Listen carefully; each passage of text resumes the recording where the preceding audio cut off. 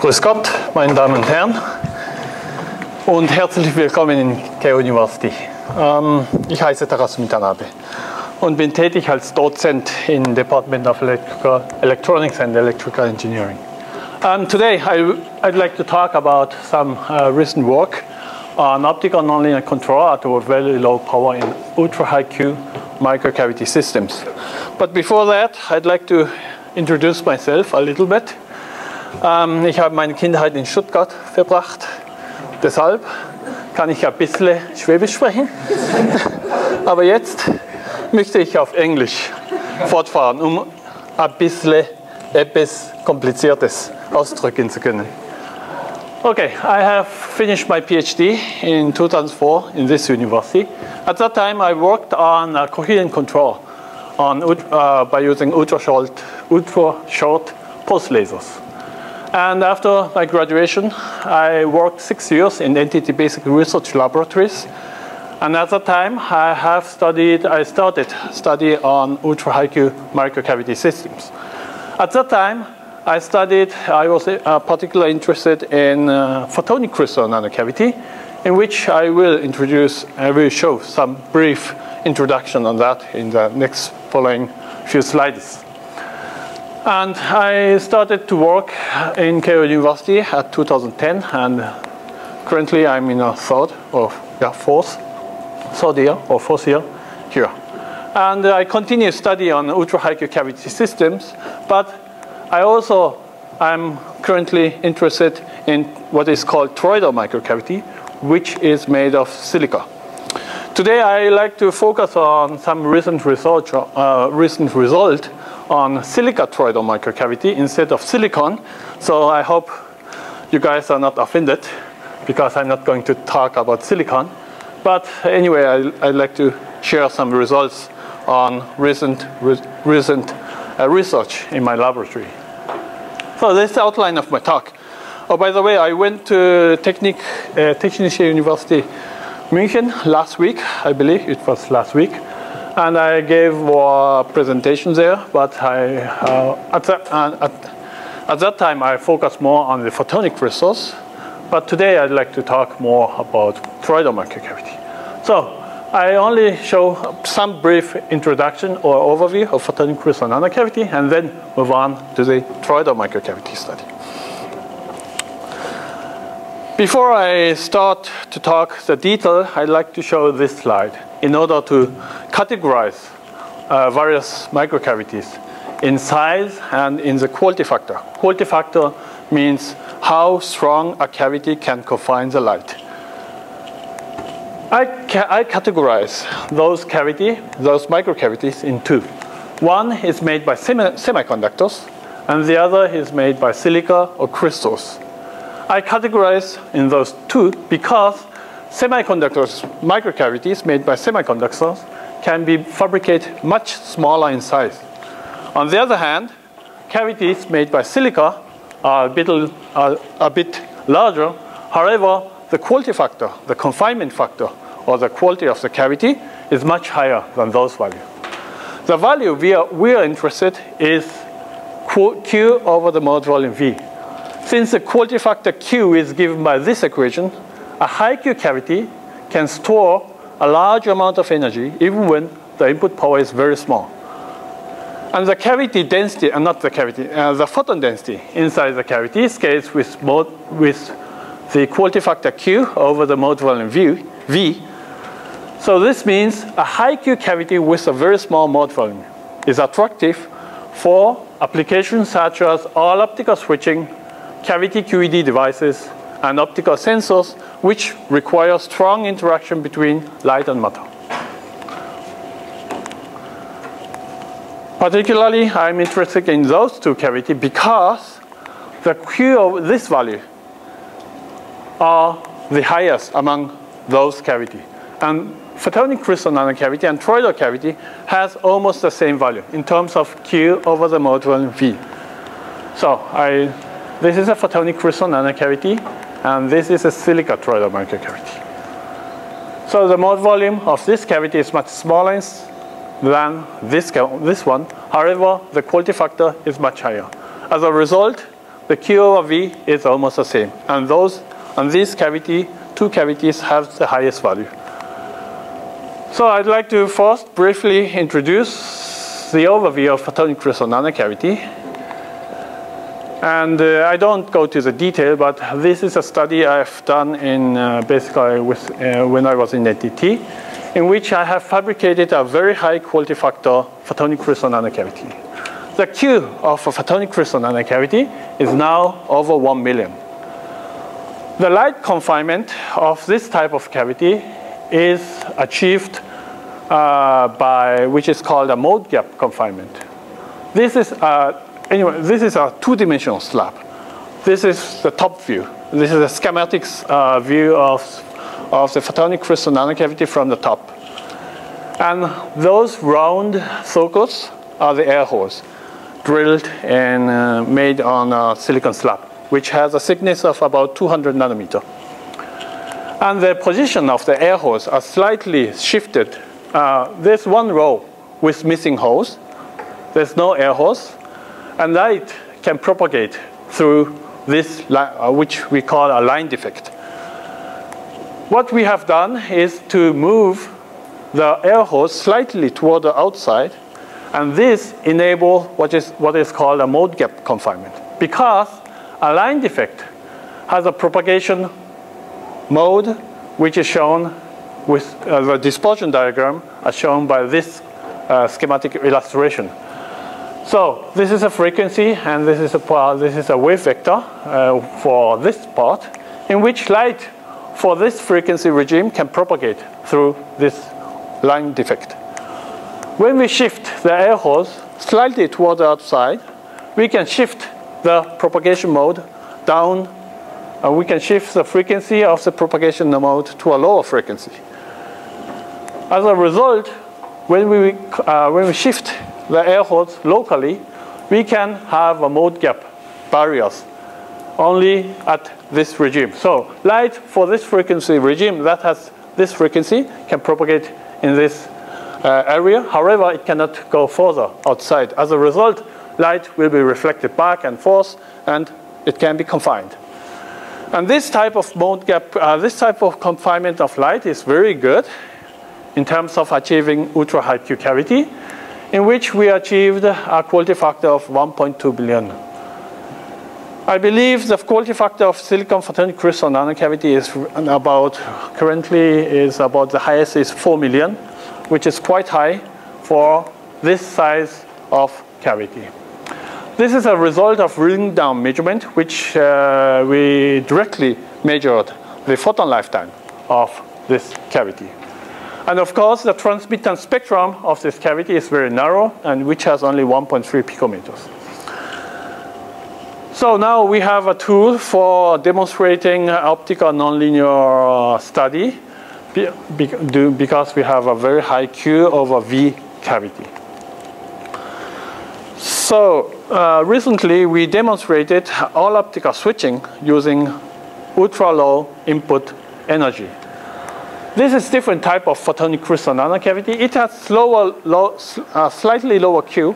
However, the mode volume of this type of cavity is extremely small. It has only 0.025 cubic micron, which is very small, which is about one optical wavelength, in the size of one optical wavelength. As a result of this ultra smallness of the cavity, we can obtain a very high photon density inside the cavity when we input power, when we put optical light. So, as a result, we can demonstrate various optical nonlinearities, such as two photon absorption carriers. When light is injected into the cavity, the silicon, or in this case, we use indium gallium arsenide phosphide because it has larger nonlinear coefficient. However, it works almost the same also for silicon. But anyway, light will absorb by two photon absorption, which do not occur normally in a very low input power. And it enables the generation of two photon absorption carriers. As a result of carrier generation, the refractive index of the material reduces due to the carrier plasma dispersion effect. As a result, the resonance of the cavity shifts toward a shorter wavelength side, So we can switch the transmittance of different laser light from off to on, or from on to off, by changing the resonance of the cavity. So this is the operating principle.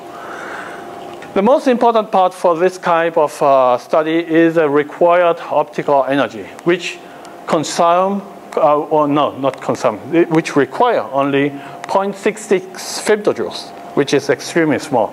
It corresponds to 660 attojoules. When we compare this value with electronics-based electronics, which I took from a reference, which is made by 45 nanometer technology, and this value is a consumption energy in a single transistor.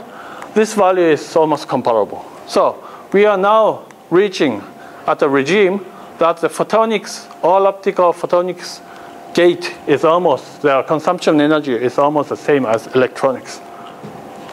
So by using photonic crystal nanocavity, particularly silicon photonic crystal, we can also integrate with electronics, which is also an interesting aspect.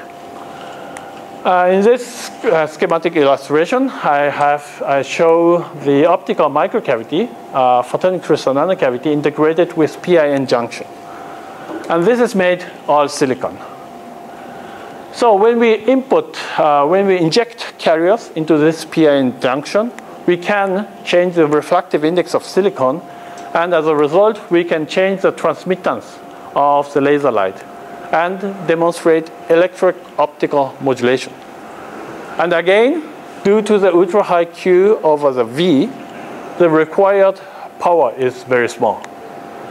We can also do in reverse version, which is a demonstration of PIN photodetection.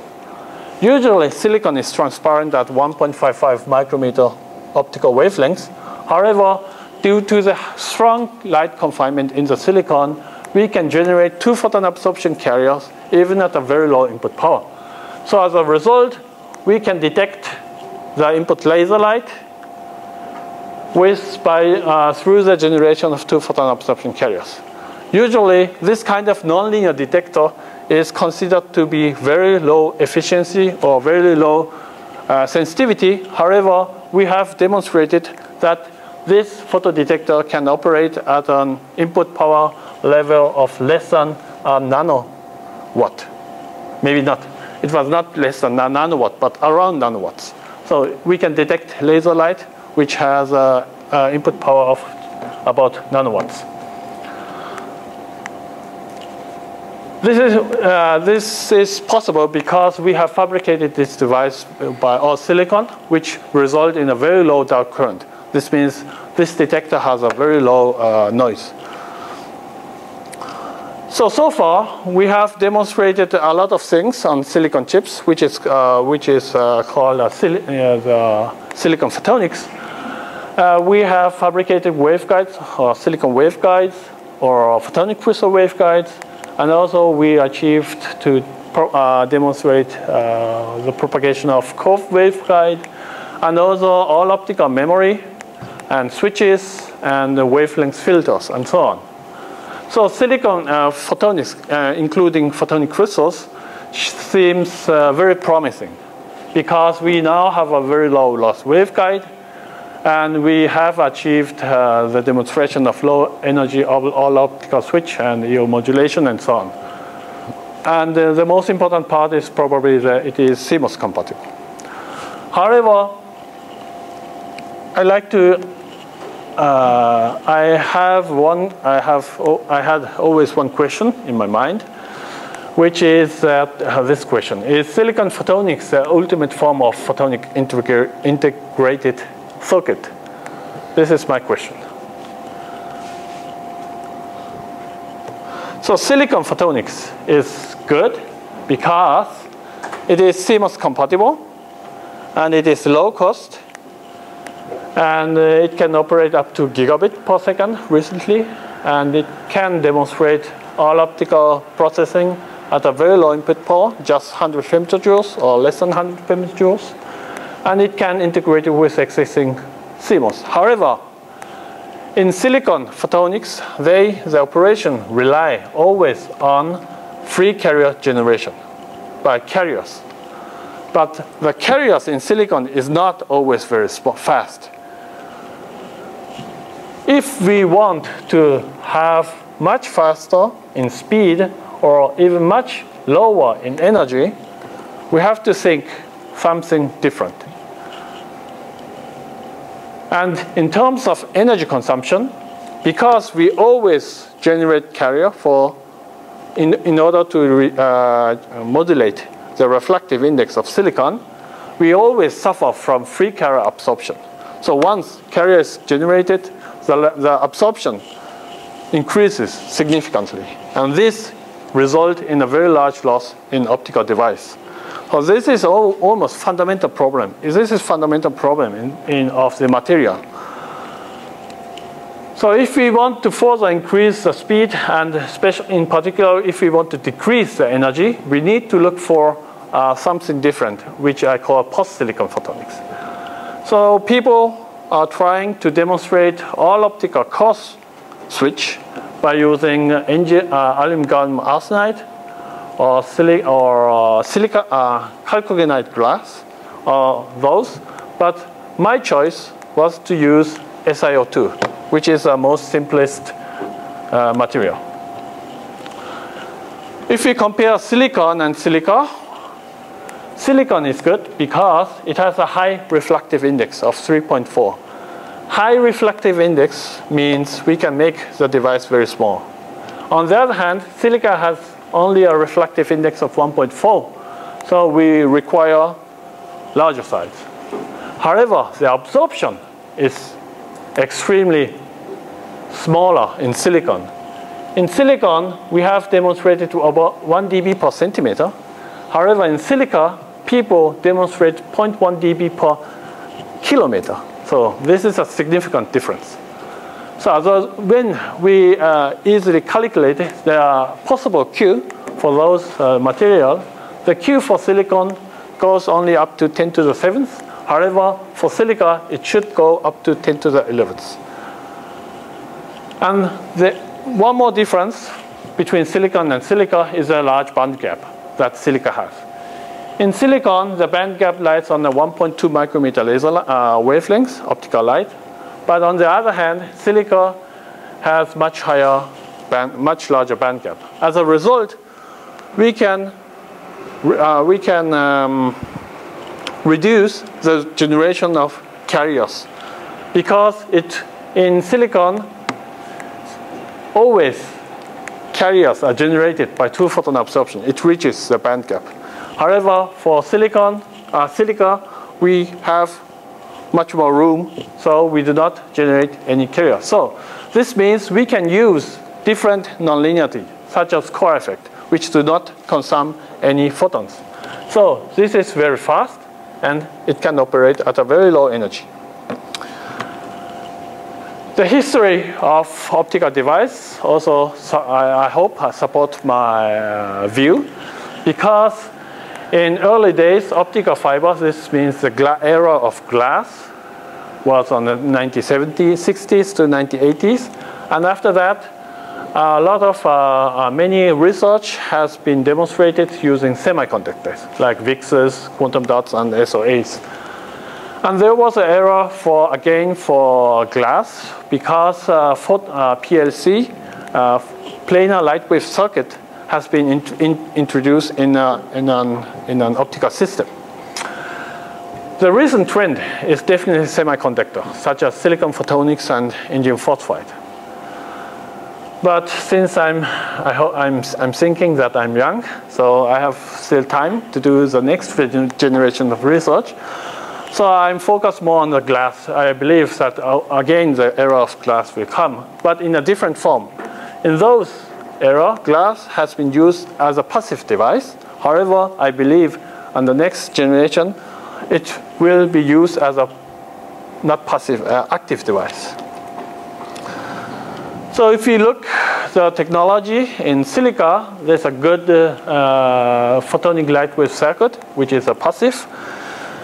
And recently, people are very interested in silica circuit because it is very low loss. It can be used for quantum processing, for example.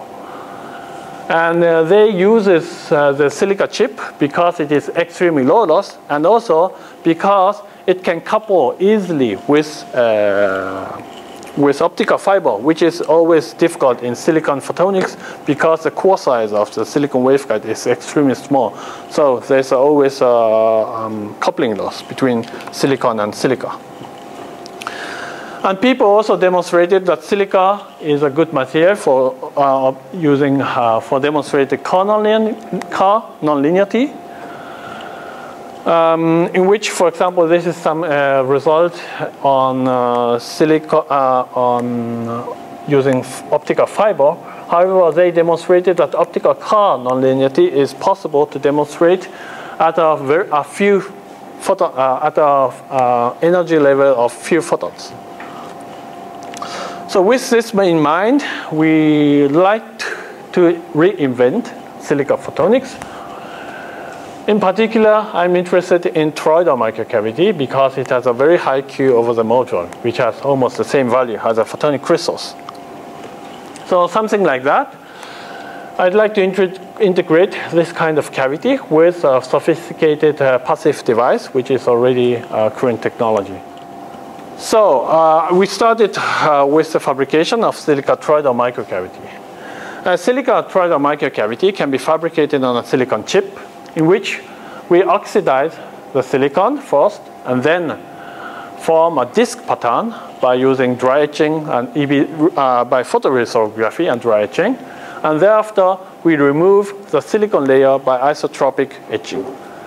And after that, we irradiate CO2 laser light on the top of the silica disk in order to perform laser reflow. This is a very critical process in order to smooth the cavity surface, which reduces the scattering loss of the optical light that will circulate around this cavity.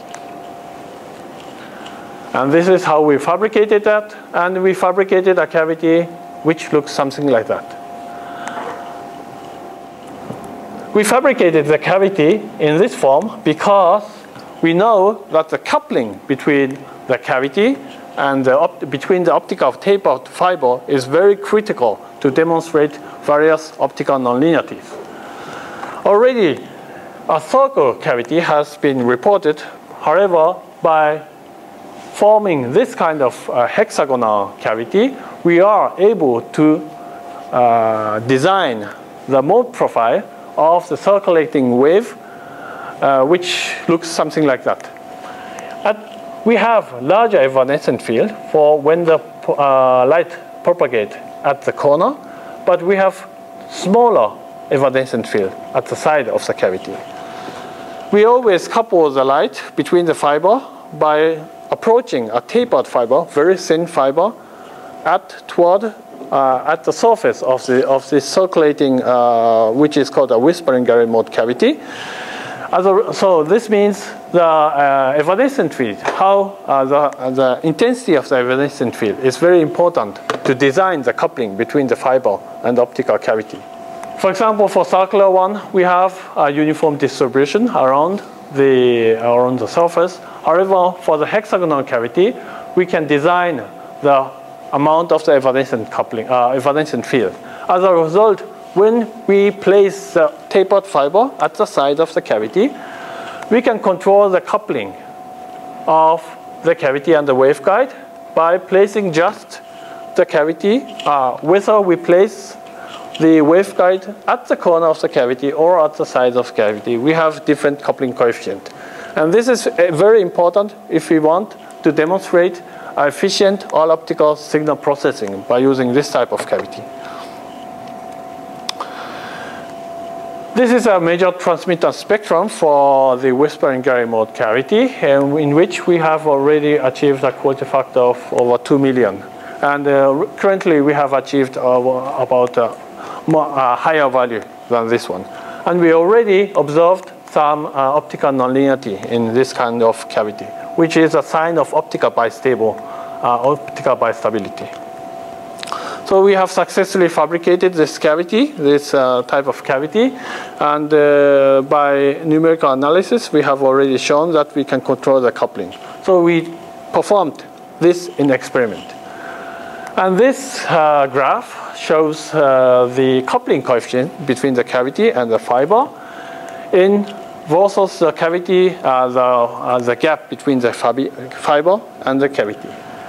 When we place the cavity close to the, when we place the optical fiber close to the cavity, we can have a higher coupling coefficient. However, as you see, that the difference between this red line and this black dot, red dots and this black dot, you see that the coupling coefficient is different between those two. And this means we can control the coupling between the cavity. The reason, so I'd like to move on to the second part of this toroidal microcavity study, but I think I'm running almost out of time, so I go very briefly. The reason of the importance of the coupling between the cavity and waveguide is because we is always important in this kind of microcavity study. For example, if we choose a very perfect coupling between the cavity and waveguide, we can have and demonstrate Kerr nonlinearity. However, if we place if the coupling is too small or too strong, then we suffer from a generation of heat, because the coupling means when we have a higher coupling, we can input and output light very fast. However, when the coupling between those cavities is very small, the input and output of the cavity, the time scale is very slow. As a result, when we have a very limited coupling efficiency, we suffer the cavity from the generation of heat.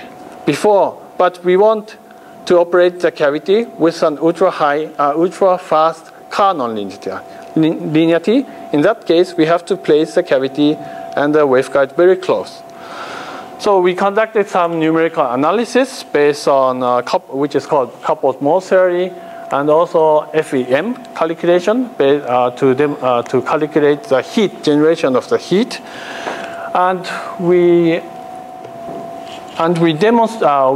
demonstrated that ideal coupling coefficient is required when we want to demonstrate the all-optical Kerr bistability or all-optical Kerr switching by using this kind of cavity. So briefly, the point is like that. If the coupling is very small, the heat will slowly generate, but when the coupling is very small, the heat generates faster than the coupling between the light, the waveguide, and the cavity. But if the coupling is strong enough, we can finish the operation before the heat inside the cavity builds up. So this is an important part if we want to demonstrate all-optical Kerr switching or all-optical Kerr bistability or memory by using this type of cavity. I have more slides, but I just briefly introduced the last part of my study, which is not a quantum optics, but classical optics.